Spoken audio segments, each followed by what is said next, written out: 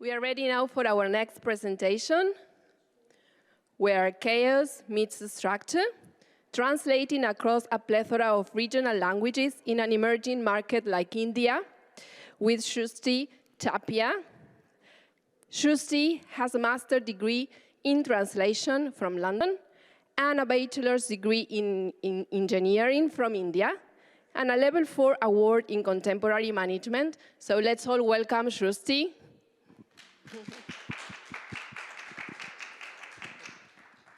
Hello everyone, Namaskar, Suswagatam. Kaisa aahe? Well, these are all just a few ways to greet you all in Indian languages.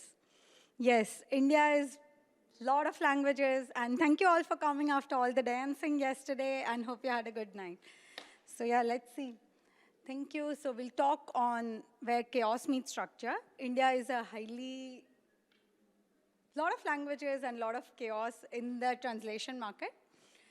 So we'll see how to navigate this. For this presentation, we'll first understand what the linguistic landscape is, business and the linguistic landscape of India is.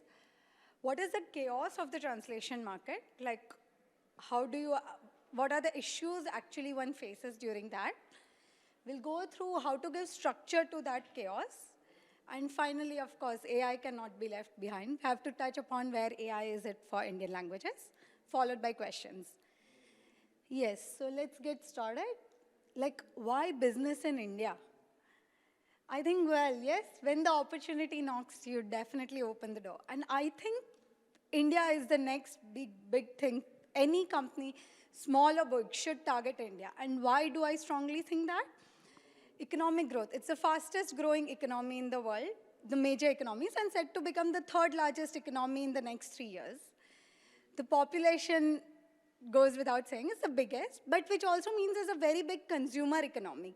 And the median age is just 32 years, which means a young force and a growing economy, followed by a lot of government efforts in developing technology and helping boost. India recently developed a UPI payment system, which is so seamless and perfect. Even small kirana vendors it's so perfect. And in that way, 30 odd countries are trying to implement that.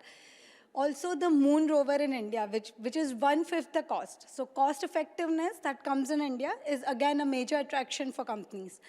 And India is, after US and China, the only company with the most billion-dollar startups, which makes a lot of FDI, their foreign policies are coming, makes a very attractive place for India for companies to enter India. So having said that, let's look at when companies try to enter India. So the next big challenge would be what? They'll need to localize their operations. In India, if you see, it's like almost like European countries. If you amalgamate, like it will have its own language, it will have its own culture. So you need to understand what the culture and the language is. It changes every 100 kilometers from north to south and east to west. So you really need to understand. And of that, the top 3 Indian languages, among the top 10 languages, 3 are Indian languages, given the largest population. So no matter what, companies will have to localize their operations in Indian languages. But wait, I think people have the impression that people in India speak English. Right? Then why do they need localization? Might be a question.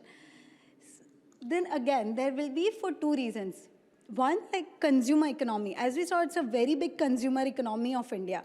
So when that regional content of India, 90% of OTT, people prefer to watch in regional languages. And again, shopping, as we've always been talking, is the best. If we book a cab, everything is best preferred in the regional languages. So if you're targeting consumer economy, then it has to be in regional language. Or for regulatory requirements, like in advertisements or in any sector, or healthcare sector. There are regulatory requirements which will force to have your content localized. If you see a Louis Vuitton bag, it will have to be written shop. It will have a written in Indian language for sure in India. So there are a lot of regulatory requirements. If Apple started its store in India, which means it will have its legal requirements, which will have its documents to be translated in Indian languages. So given this scenario, companies trying to enter India and need of localization, people would be like, well, but being all of us in the localization industry, time and again we would have experienced that there is a lot of chaos within that. So for this, I'll touch upon 5 big major chaos, like what issues companies face in navigating that.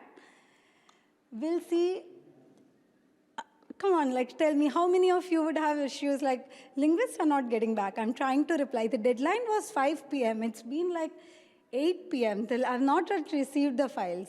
It's pretty common, right, for Indian languages. The thing in India is, at the very least, a person is bilingual. Which means like at the very least, Hindi is the lingua franca of the country and one more regional native language. So any person who considers themselves a translator, it's not necessary they have the qualification or requirement for languages. It's just they feel like, okay, I know 2 languages, I can work as a translation. So there are not much professional standards around who can be a translator in India. So that, and having said that, the unprofessional behavior, all in all, the chaos comes from where even the agencies, they don't pay well, and all in all, it has created an impression where the translation landscape, it's highly unprofessional given currently. Well, and subpar quality standards, we are never sure what quality to expect when we work in Indian languages, right? They just give Google Translate a lot of times. We've given these instructions, might not be followed. Quite common issues, given again the unprofessionalism or the lack of training, the courses available within Indian languages. The other thing is the person who chooses to be a translator, they have a given this, not in my dissertation as an MA, I did like an empirical research, I interviewed linguists, how it is not seen as a profession in India.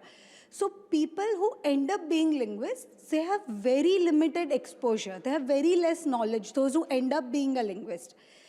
So there have been times, for example, if Apple being set up the manufacturing in India, they say that, okay, the general meeting would be at 9 a.m. EST. There have been instances where EST has been translated as estimated. Like literally, the exposure of the linguist has been like quite limited. So that is, again, a bigger challenge we face.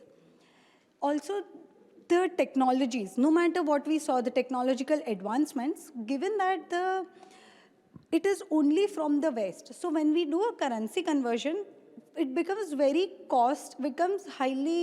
it becomes expensive for linguists to afford that, be it MemoQ or any licensed software. So they end up using pirated versions or unlicensed version, which means when you try and import it back, it will result in not working or some corruptions within the file. The other is like after the post-processing, like there have been issues where you send it for DTP, but the file is corrupted. The end product, the fonts are not being seen, the fonts are not readable, or the final product is corrupted. So these are all the major issues what we have seen while working with Indian languages. But well, where there is a problem, there has to be some solution, right? Like you cannot. So how do we navigate these issues? Like what is the way we find solution? So I'll walk you through some very simple yet effective for any company who want to set their operations in India. How do you set it and make it simple and do it? So the first short way is to have a hybrid model. What is a hybrid? It means clearly in industry. You have a model of in-house linguists plus outsource, plus a pool of freelancers. That definitely, but that works for all languages. I mean, not just particularly for Indian, right? That gives a better edge for most languages in the world. What important thing when you set your operations in the supply chain is to have a PM specific to those language. If you're targeting like West, because India we saw like a lot of regional languages. So linguists, in-house linguists, the PM should be from the West who is dealing for the linguists there. Somebody who is from the South will be dealing for the languages of South. So when you have regional PMs, they'll be able, at least one, which gives them a good PM check, at least understand and communicate to the linguist. And secondly, this will also give a good edge on how to communicate, be more aware of the cultural nuances of what to target in India. And we saw it's a cost effective, so always have a contingency plan depending on how important the customer is. If it is like you trying Amazon, Google, you definitely make sure you have a contingency plan. Get it done at least from 2 linguists, 3, so that if one doesn't come, you have a plan. So this definitely helps us solve the chaos of where linguist is not replying. We have in-house linguists, which gives us a better control over them, and we'll have a way to how to communicate to them with the PMs being local. The second thing is, like we saw EST issues. We saw where subpar, it's a Google translated quality. How do you do that? A lot of pre-processing with the files, which means you have a file, you don't fully rely it on linguists to use their imagination. You make sure to make comments at each places. Okay, this needs to be translated like this needs to be, EST stays in English, name of people, these are the names of, you make comments within the file. So a thorough pre-processing of the files helps. In that way, it also helps. Given the regional languages, if there is an order for 10 languages, it helps in a way to have consistency across all languages. Be the issue of instructions not followed, that is solved. We can solve the issue of that. And third, we don't leave anything of the exposure part. If for example, it's NHS, we know NHS stands for this. We don't leave it for, we don't give a general, exactly, we don't give a general instruction saying abbreviation at a first instance needs expansion followed by this. We give them what NHS stands for. So in that way, there is no surprises when you have the quality. You have a better control on what the output is. So quality issues can be addressed. The thing is having QC team for definitely in-house linguists. When you do, you have a QC team in-house. And with that QC team, you have a mechanism of giving detailed explanations. Because time and again, we would have seen, if dealing with Indian languages, that there are no robust benchmarks. One agrees to this, one disagrees. Other agrees, the reviewer disagrees. So how, as a PM to use is to give an explanation of, to have a culture of having detailed feedbacks, which means if you have why this change? Okay, I'm changing EST because so-and-so. Here, grammatically, this makes more sense. Here, linguistically, this is a better preferential word. This is a preferential error, this is an objective error. At any point when there is more explanations given, it makes it clear even for the linguists to understand. And even the PMs can make a better judgment on whether to go with the linguist, rather than going in a continuous mechanism of you go for, like translator is right or the reviewer is right. So having more explanation culture. Definitely trainings is not as big a thing. So trainings, you can even do paid trainings where you definitely, every Saturday you'd be like, okay, we are doing CAT tool trainings, we're doing translation, what is memory, what is glossary, have a continuous PM. Again, that has to be done through the PM who speak local language or the QC managers. So when somebody talks, we've seen throughout the conference that when somebody talks in their native language, it makes more, or they at least understand the cultural nuances of how the linguist will make more sense. So, and for companies who want to set up their operations in India, the thing is having simplified tools. Like we saw, the technology of the West is not much. So if you're using MemoQ, if Amazon or Google, Microsoft is trying to enter, and they say, okay, our preferred tool is MemoQ. But the linguists don't work, I mean, they work in pirated versions. They don't work in original versions. So maybe have a solution where have technology that is accessible to linguists. You need to make sure that you are not having, maybe in the West, it seems, okay, it's just $100, it's just $200. But when it is converted, and especially when in a market like India, in emerging markets, it becomes very difficult for linguists to make sure that, to have it as a, to buy the licenses. So simplified tools is, again, a definite must when companies are trying to localize their supply chains. And lastly, I would say that monitoring progress and understanding cultural sensitivities. That is very important because somebody from the north would have a very different way of being motivated than one in the South. So how do you make your linguists and the entire team motivated, keep motivated? So you need to have, for example, in the West, people are more business oriented, more money. So you give them, okay, your comp is related to the performances. In the past month during training, we say, okay, there are not many errors and you'll be given a raise. But that doesn't work in East. A linguist who is working in the East will be more like, okay, now you'll be working on a Google project. You were last working on a local, within the India market now. So the motivation of different linguists is different. So for that, you need to keep in mind understand the cultural sensitivities of India for any company who is trying to localize their operations within India. So I think these are, like, if any company tries and does any to supply chain, I think the chaos should meet structure and give more edge over quality and non-responsiveness, the major issues and technologies around it. Now but I didn't speak anything about AI. I think AI is the buzz of the talk of the town. What is it in Indian languages? Where are we currently in there? Like we saw, Indian language, if we speak Hindi, the efficiency would be 60 to 70%, which would be at par. Like machine, even before the AI buzz, in our industry, machine translations are quite common. We've been doing that. But the efficiency for Hindi would be somewhere around 70%. But given the companies want to localize their operations in other languages, in others, so what is the efficiency in there? What do we see the challenges in machine translation? Efficiency would be what? Hardly 30-40% at the max. So there is not reliability on machine translation. So the challenge on training machine translation is word order divergence. If you see, I have a pen. मेरे पास एक कलम है, which means I have one pen in Hindi. Here, the order of the words, it completely changes from what it is in India. In English. So similar, but even within Indian languages, Hindi has a very different word structure to Bengali and Marathi. So training the model on each data set, like how do you go from active to passive? Within each language, there are different sets to do.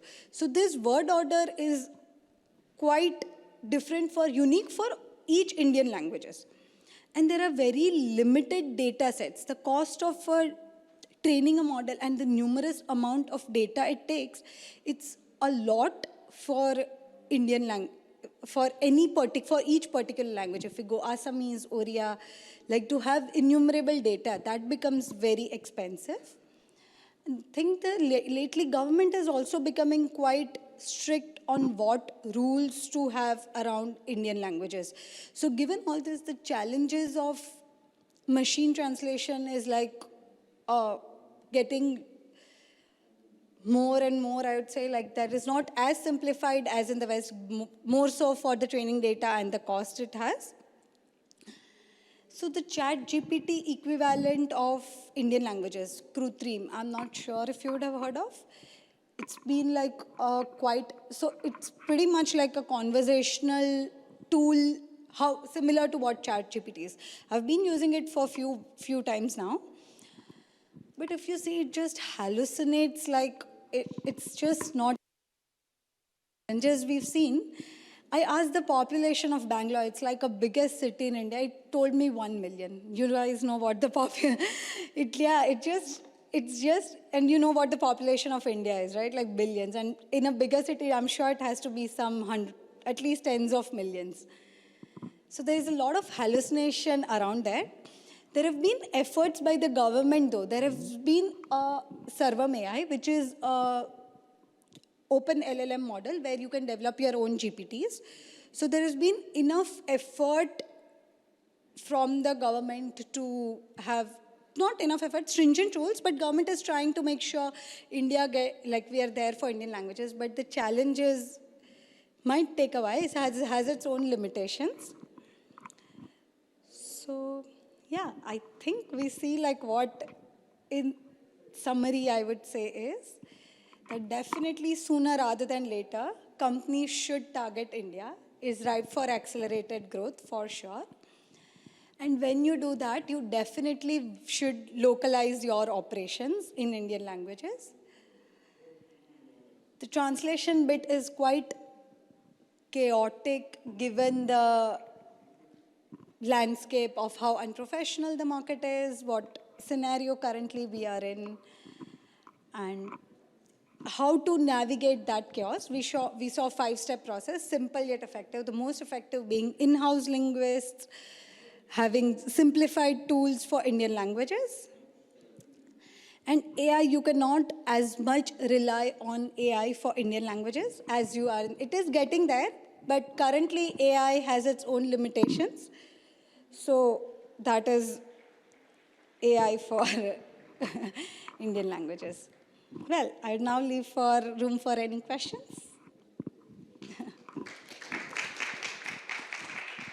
Thank you.